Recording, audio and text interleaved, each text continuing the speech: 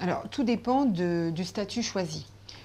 Si la personne a choisi de faire une société commerciale, ça peut être une SARL, une URL, etc., il lui faudra des statuts rédigés de la main des associés et du gérant.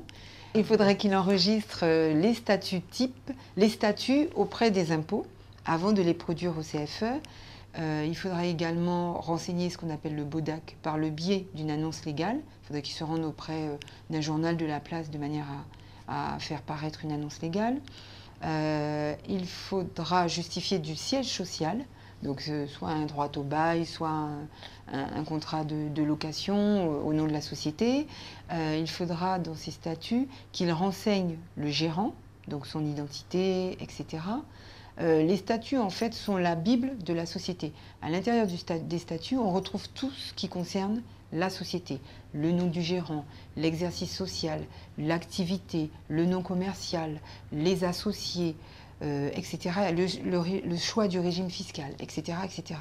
Donc c'est un document qui est très important, qui doit être rédigé avec soin et qui sera donc enregistré par les impôts pour sa véracité.